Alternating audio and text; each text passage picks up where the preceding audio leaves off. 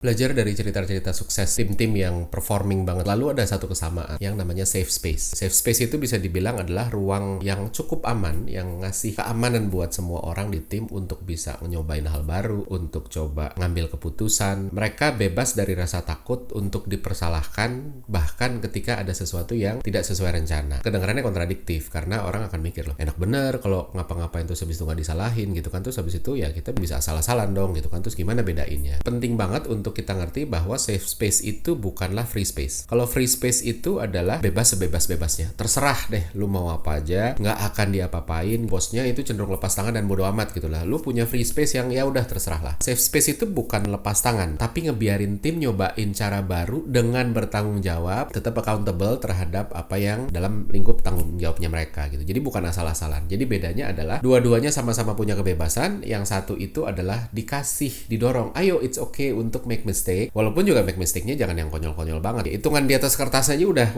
hancur-hancuran lah, emang udah nggak ini terus dicobain tuh salah. Jadi tetap masih ada proses, terus tapi habis itu ketika yuk nyoba, oke, gitu, nggak apa-apa, it's okay, people make mistake. Gue juga kadang-kadang make mistake as a leader, dia akan ngomong gitu. Jadi bukan asal-asalan. Kenapa safe space ini begitu penting? Jadi beberapa waktu lalu sempat ada startup yang mungkin salah satu yang terbesar di Indonesia ya, foundernya bilang gitu ya, bahwa gue memang anak orang kaya, karena memang bapaknya terutamanya itu kaya banget. Tapi dia bilang, tapi gue ngerintis bisnis ini tanpa sepersen pun uang keluarga, tanpa bantuan dari keluarga. Semua gue lakuin sendiri dari bawah, pakai uang sendiri, nggak dimodalin, nggak dikasih keistimewaan, termasuk nggak pernah bawa-bawa nama keluarga untuk dapat kemudahan. Nggak sedikit yang kagum gitu ya, bilang wah keren banget, ini baru founder beneran nih, walaupun anak orang kaya tapi mentalnya punya fighting spirit yang bagus. Tapi sebaliknya nggak sedikit juga yang sinis. Jadi bahwa memang benar dalam usahanya si founder ini, anak orang kaya ini memang tidak pakai resource bapaknya, baik itu uang, baik itu relasi, fasilitas, nama besar bapaknya untuk dapat kemudahan-kemudahan, itunya memang mungkin nggak ya. Tapi masalahnya ada satu hal yang bikin dia berbeda dengan founder yang bukan siapa-siapa, yang secara ekonomi keluarganya itu bukan keluarga yang even cukup aja enggak gitu, bahkan ngepas atau bahkan di bawah. Perbedaannya adalah rasa aman. Kita nggak bisa nutup mata bahwa si anak orang kaya ini, bahkan walaupun dia tidak dibantu oleh keluarganya, oleh orang tuanya, tapi dia tetap punya safety net yang bahkan ketika dia nggak minta, itu tetap ada. Kalau lu anak orang kaya, lu mencoba sesuatu dari bawah. Kalau gagal juga lu nggak pusing nanti cari makan apa. Lu masih bisa, oh ya udahlah, kalaupun gue gagal, gue balik ke rumah orang tua gue lagi, terus habis itu ya malu sedikit gitu, tapi gue masih bisa ada yang nolongin. Bahkan ketika si anak orang kaya ini bilang, oh enggak, gue sih malu kalau kayak gitu, gue akan ya udah kalau jatuh lagi miskin lagi ya udah gue mulai dari bawah. Come on lah, orang tua lu nggak akan ngebiarin lu untuk terus habis itu jadi gembel lagi di pinggir jalan. Pasti akan udah deh, lu balik aja dulu sini deh. Lu kan anak gue juga, gue kasihan kalau lu hidup segini susah gitu ya. Walaupun gue nggak akan kasih uang banyak, tapi paling nggak tempat tidur lu masih ada, makan juga ya udahlah lu ikut lah, gue juga makan gue berlebih kok, kan kayak gitu ya. Dan itu yang tidak dimiliki oleh founder-founder dari anak orang yang ekonominya kurang mampu gitu. Manusia ini kan hidup pakai otak sadar dan bawah sadar. Otak sadar kita mantep bertekad bulat untuk nggak mengandalkan orang tua. Wah udah, gue secara sadar nggak mau mengandalkan orang tua. Tapi otak bawah sadar, dia juga bekerja dan nggak bisa dibohongin. Ketika dia punya safety net, maka otak bawah sadarnya akan ngerasa aman, tenang aja, it's okay, lu punya safe space. Nah ini koneksi sama safe space di situ. Ketika lu tahu bahwa keluarga lu itu keluarga yang mampu, lu punya rasa tenang untuk gue nyobain deh, gue berani nyobain, gue berani take risk. Karena apa? Walaupun gue nggak mau, secara sadar dan secara eksplisit gue selalu bilang bahwa gue nggak akan kok minta bantuan keluarga gitu ya. Tapi tetap aja rasa tenangnya itu tidak bisa disamakan dengan mereka yang kalau gue usahanya gagal, maka kelar, gue jadi gembel di pinggir jalan. Conscious dan subconscious itu harus kerjasama, dan subconscious itu nggak bisa dibohongin. Sama juga ketika kita nonton film serem tapi kita bisa teriak, tapi bagian dari otak kita yang lain tetap nggak sebegitu takutnya seperti kalau kita bener-bener ngadepin peristiwa menyeramkan itu face to face. Jadi waktu kita nonton horor itu kan kita teriak. Kenapa orang masih mau nonton horor? Ya gue juga nggak ngerti.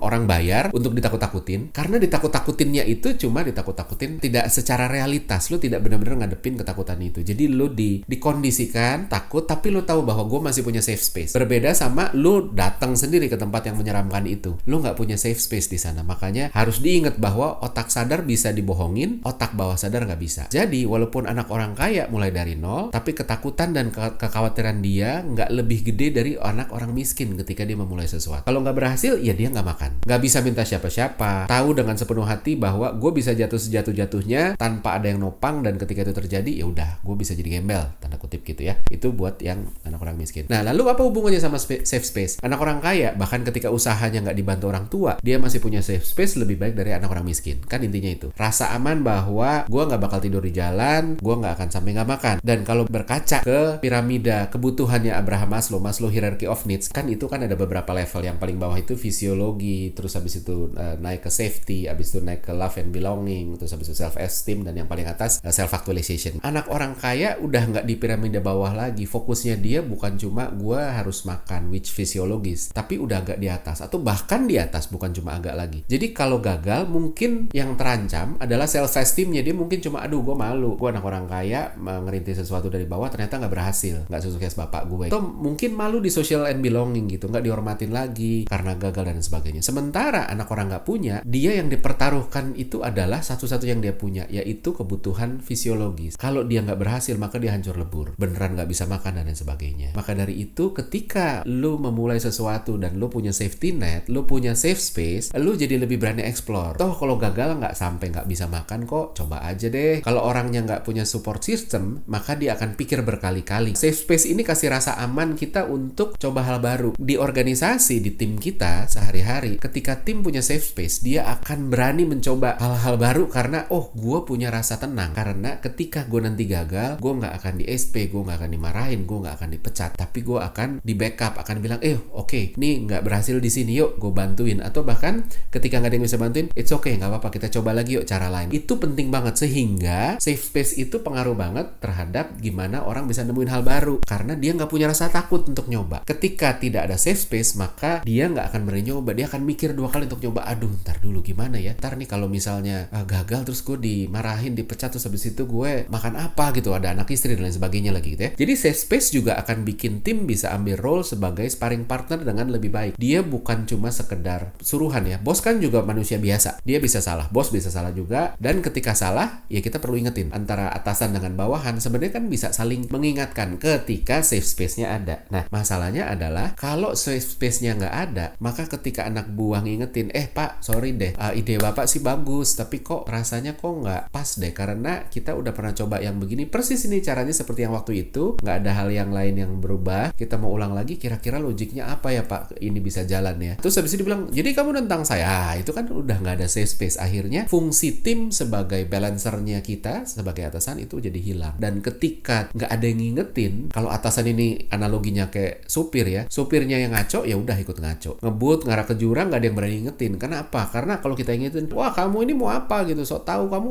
udah deh saya pecat aja, kan kayak gitu ya. Begitu terus habis itu kejadian, terus disalahin, lu kenapa nggak pada ingetin sih, gimana dah. Permasalahannya adalah lu udah kasih safe space nggak, sehingga orang berani ngingetin. Kalau orang nggak berani kasih safe space, akhirnya orang jadi nggak berani ngingetin. Ketiga adalah safe space juga bikin leader bisa kerja lebih tenang, dia bisa delegasi karena tim punya jam terbang, pengalaman, dan confidence. Karena selama ini kan udah dikasih kepercayaan, jadi leader bisa bagi tanggung jawab. Kalau nggak ada safe space, ntar dimarahin, akhirnya nggak punya pengalaman. Ketika tidak punya pengalaman, akhirnya leader harus hands on terus, harus micromanage terus, dan akhirnya capek gitu. Jadi ujung-ujungnya capek buat ininya. Nextnya adalah gimana caranya kita ngeliat bahwa apakah di tim kita atau di tim lu tuh udah ada safe space apa belum. Yang pertama adalah ada yang namanya insecure attachment. Kalau kita punya anak ya, terus habis itu anak sama bapaknya gitu ya, misalnya main ke satu tempat, terus habis itu setiap anak ini mau ngeliat sesuatu yang baru, dia selalu ngeliat bapaknya dulu gitu loh. Boleh nggak gua main ini ya? Itu sebenarnya udah satu gesture bahwa kita nggak cukup memberikan safe space. Masih oke kalau terus habis itu bapaknya bilang kayak, ya udah nggak apa-apa coba. Nah, tapi bahwa sedikit-sedikit harus ngecek ke bapaknya, itu bukti bahwa itu tidak ada safe space. Nah, di kerjaan juga sama. Anak buah dikit-dikit nengok nanya. Nah, itu sebenarnya salah satu gesture bahwa ini nggak ada kepastian safe space. Walaupun itu masih jauh lebih baik dibanding orang bahkan nggak berani nanya. Dia nggak berani nanya ke atasan, gue boleh nggak nyobain ini? Itu lebih parah lagi. Kita meeting sama konsultan. Terus habis itu konsultannya nanya. Terus habis itu anak buahnya mau jawab, gimana ya, senyum, terus habis itu ngeliat atasan dulu. Nah, itu udah satu bukti. Ketika anak buah mau tanya, dia harus ngeliat bosnya dulu. Itu gambaran adanya insecure attachment tadi. Aduh, nanti gue salah jawab. Kalau salah jawab nanti gue dimarahin. Sementara kalau ada safe space, tim bisa jawab dengan lebih cepat, confidence, tanpa ngeliat bosnya dulu, tanpa ngecek dulu. Bahkan ketika nggak tahu jawabannya, dia bisa tetap jawab dengan pede. Dia bisa bilang, gue sebenarnya juga nggak tahu ya jawabannya apa ya, tapi mungkin kalau ya menurut logika gue sih kayak gini. Nah, kalau dia bisa ngomong itu sebenarnya salah satu tanda bahwa safe space-nya ada di sana. Tanda yang kedua untuk ngeliat safe space sudah ada apa belum adalah tim nggak jalan ketika atasan nggak di tempat. Karena semuanya bergantung sama bos. Bosnya hilang, ya udah kita tiarap aja dulu. Kita nggak tahu mau kemana. Nanti kalau ada yang salah kita dimarahin. Mendingan tiarap aja dulu gitu. Nggak usah do something gitu kan. Ntar bos balik baru kita kerja lagi kasarnya gitu ya. Nah, bahkan ketika ada kejadian di luar rencana, mereka memilih untuk lepas tangan. Aduh, gue nggak tahu deh. Yang ini gue nggak ngerti lagi. Yang paling mendingan panik abis tanya bos, sorry ganggu ini cutinya. Ini di kantor kayak begini nih. Kira-kira gue harus apa ya? Gue boleh ini. Nah, itu tuh sebenarnya udah tanda bahwa kita tidak pernah membangun safe space gitu ya. Tanda selanjutnya lagi adalah meeting didominasi sama atasan. Lihat deh, ketika meeting, it's okay, nggak apa-apa. Sesekali ketika setiap meeting, jumlah omongan, kalau kita pakai speech to text recognition, kan dia bisa ngedetect ya, nih siapa omongannya apa. Terus kita lihat teksnya, dilihat aja berapa kata yang diomongin sama bosnya. Kalau bosnya sampai sebegitu dominannya, jangan-jangan safe space-nya nggak ada. Makanya dia harus dominan, karena timnya nggak berani ngomong. Yang selanjutnya lagi adalah nggak ada hal baru yang terjadi. Tim nggak berani diajakin bawain cara baru, semua caranya cara-cara aman aja. Atasan ngelakuin kesalahan yang udah lama dan berulang tanpa ada yang nge-challenge gitu. Dilakuin terus tapi nggak ada yang challenge, diem-diem aja. Nah, itu juga salah satu indikasi bahwa safe space-nya terancam. Pertanyaan selanjutnya adalah gimana caranya kita bisa nyiptain safe space gitu ya. Yang pertama adalah selalu mulai dari mindset. Bahwa banyak hal nggak baik terjadi sebagai output dari tekanan. Hal yang salah itu bukan berarti gara-gara cuma orang yang nggak ngerti. Bisa aja dia ditekan. Nah, kita harus ngerti angle-nya dia tuh apa sih. Bayangin banyak orang yang ketika kerja dia nanggung beban keluarganya. Aduh, gue mikirin anak gue harus makan apa, sekolah apa, status sosial dan sebagainya. Jadi gue kalau misalnya ngajuin atau mau nge-challenge bos gue, nanti keluarga gue nih yang gendongan gue nih semua jadi tanggung jawab. Makanya akhirnya ya udah deh gue ngikut bos aja. Padahal itu salah, dan itu bukan cuma nggak baik buat dia, nggak baik buat bosnya, nggak baik buat perusahaan. Nah, bos-bos, atasan-atasan itu, leader itu harus ngerti ini, bahwa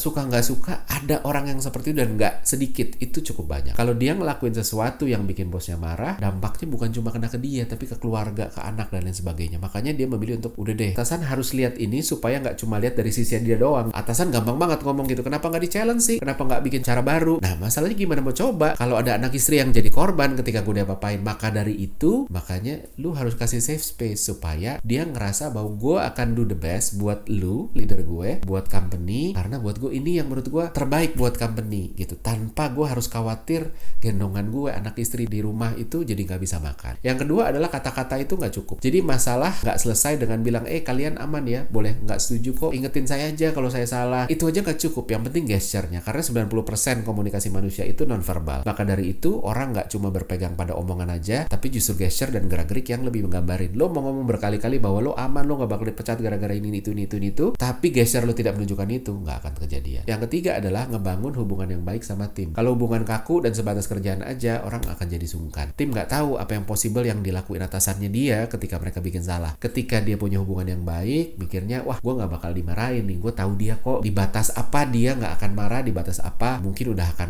kelewat batas. Termasuk kita juga jadi bisa menyingkirkan kesungkanan, karena buat kita kayak gue tahu dia dengan baik kok. Selanjutnya lagi ada lead by example. Bukan sekedar nyontohin gimana men-challenge orang atau nyoba ide baru, tapi soal gimana nggak marah. Kenapa begitu? Ada omongan yang matters itu bukan apa yang terjadi, tapi gimana kita bereaksi, kan gitu ya. Lo mau ada kejadian apapun itu nggak matters, tapi yang jadi matters itu adalah reaksi lo terhadap kejadian itu apa. Misal kita dibilang, oh lo goblok, lo omongan itu nggak penting kan sebenarnya. Lo mau marah atau lo nggak marah nggak ada bedanya. Kalau lo memang aslinya goblok ya goblok aja gitu ya. Lo mau marah atau nggak marah. Kalau lo aslinya pintar, lo dibilang goblok, lo mau marah lo nggak marah juga sebenarnya nggak ada masalah juga, nggak merubah lo jadi tadinya pintar jadi goblok kan gitu ya. Jadi yang penting itu sebenarnya reaksi kita. Ketika dicuekin aja seolah nggak ada apa-apa gitu ya, ya udah baik-baik aja. Jadi positive action dengan upgrade kemampuan gitu. Kita mikirnya kayak, oh kalau gue dibilang goblok, gue belajar deh kalau gitu. Atau kita punya pilihan untuk negative reaction, marah-marah gitu, nyerang balik. Yang jadinya pembedanya adalah reaksinya, bukan kejadiannya. Bukan kejadian lo diomongin goblok, tapi reaksi lo terhadap orang itu. Nah, kita agree bahwa yang penting itu adalah responnya. Kejadiannya seringkali itu jadi satu arah, tajamnya ke bawah doang. Leader bilang, kalau gue marahin lu karena lo salah, lu jangan respon marah-marahnya, respon aja secara positif dengan ya improve kan gitu ya. Ketika si timnya tuh habis itu jadi mutung gara-gara dimarahin terus disalahin, lu gimana sih responnya kok begitu, bahwa gue marah-marah itu kan nggak usah lu pikirin. Yang lu pikirin adalah ya lu nya harus ngerespon positif. Benar